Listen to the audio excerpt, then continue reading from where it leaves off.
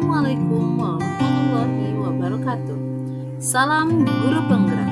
Saya Trisma Yanti Syaida, calon guru penggerak angkatan ke-9 dari Kabupaten Bandung Barat.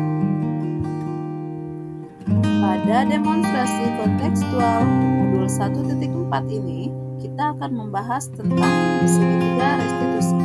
Restitusi adalah proses menciptakan kondisi bagi murid untuk memperbaiki kesalahan mereka, sehingga mereka bisa kembali pada kelompok mereka dengan karakter yang kuat. Menurut Gosen 2004, restitusi bukan untuk menebus kesalahan, melainkan sebuah tawaran dan bukan paksaan. Restitusi berfokus pada solusi dan dapat mengembalikan murid yang berbuat salah pada kelompoknya. Terdapat 3 langkah dalam segitiga restitusi. Yang pertama adalah menstabilkan identitas. Jika anak berbuat salah, maka ada kebutuhan dasar mereka yang tidak terpenuhi. Langkah yang kedua adalah memvalidasi tindakan yang salah. Menurut teori kontrol semua tindakan manusia, baik atau buruk, pasti memiliki maksud atau tujuan tertentu.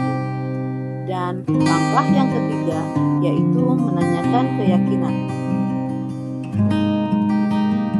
Ketika langkah 1 dan langkah 2 sukses dilakukan, maka anak akan siap untuk dihubungkan dengan nilai-nilai yang dia percaya dan berpindah menjadi orang yang dia inginkan. Melalui segitiga restitusi, kita dapat mewujudkan murid menjadi murid yang merdeka. Assalamualaikum Bu. Waalaikumsalam. Zidan, yuk masuk duduk sayang.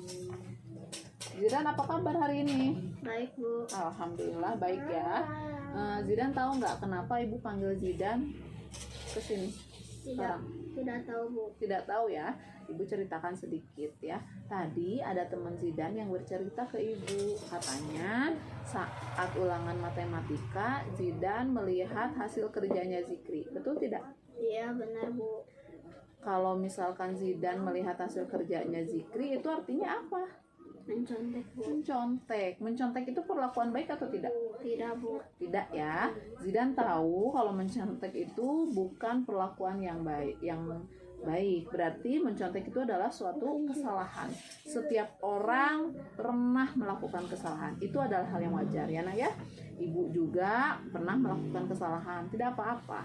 Sekarang ibu di sini bukan mencari siapa yang salah, siapa yang benar, tapi kita sama-sama mencari solusi bagaimana cara menyikapi kesalahan yang sudah Zidan lakukan.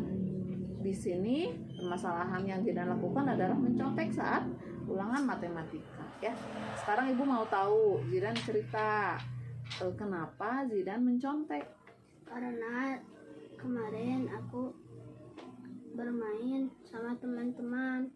Jadi malamnya aku kecapean, jadi langsung tidur, tidak sempat belajar. Oh gitu. Oke, kalau gitu Zidan masih ingat tidak keyakinan kelas kita yang berhubungan dengan apa yang Zidan lakukan hari ini?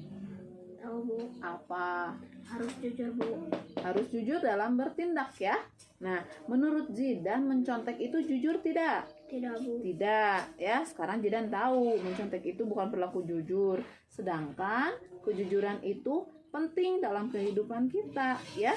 Zidan tahu nggak apa yang harus Zidan lakukan agar Zidan tidak mencontek lagi? Harus belajar dan ingat waktu saat bermain. Oke, Zidan sudah paham ya apa yang harus Zidan lakukan ke depannya. Mulai kapan nih Zidan akan lebih rajin belajar dan ingat waktu saat bermain? Mulai hari ini. Oke, janji ya. Mulai hari ini Zidan akan pandai membagi waktu dan akan lebih rajin lagi belajar ya. Ibu doakan mudah-mudahan Zidan menjadi pribadi Zidan yang lebih baik lagi, jadi anak yang soleh dan konsisten ya. Kalau gitu kita sudah sepakat. Sekarang Zidan sudah boleh kembali ke kelas ya. Baik, terima kasih Bu. Ya. Assalamualaikum. Halo Faiz, apa kabar hari ini? Baik. Alhamdulillah ya, Faiz baik hari ini.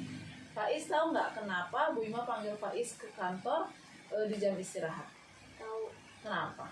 Karena aku datang ke sekolah terlambat lagi.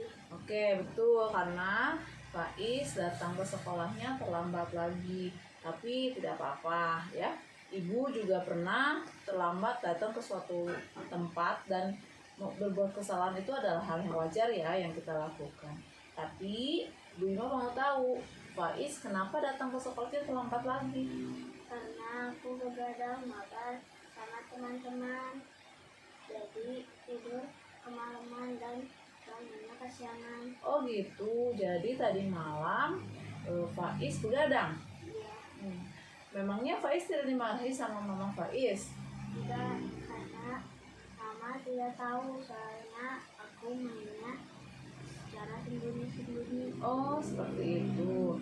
Menurut Faiz, kalau misalkan Faiz setiap malam begadang main mabar, apalagi mamahnya tidak tahu, itu perbuatan yang baik atau tidak baik? Tidak baik. Tidak baik ya. Nah sekarang Faiz tahu kalau yang Faiz lakukan itu tidak baik. Faiz ingat tidak tentang keyakinan kelas kita yang berhubungan dengan tindakan kesalahan Faiz hari ini? Iya. Apa? Datang ke sekolah dengan tepat waktu. Iya, kita punya keyakinan kelas, punya kesepakatan kelas bahwa kita harus datang ke sekolah tepat waktu atau paling tidak 5 menit sebelum masuk kelas, sebelum bel berbunyi ya. Nah, Faiz kan tahu ya, sekarang Faiz menyadari kesalahan Faiz. Kedepannya, apa yang harus Faiz lakukan agar tidak datang telat lagi ke sekolah? Tidur tepat waktu. Tidurnya harus tepat waktu, tidak boleh begadang lagi ya. Oke, kalau gitu kita sepakat nih, mulai kapan Faiz akan tidur tepat waktu? Mulai besok. Siap ya. Ibu pegang kata-kata Faiz, mulai besok Faiz tidurnya tepat waktu, semoga ke sekolahnya tidak telat lagi ya. Nah sekarang karena kita sudah sepakat, Faiz boleh ke kelas lagi ya.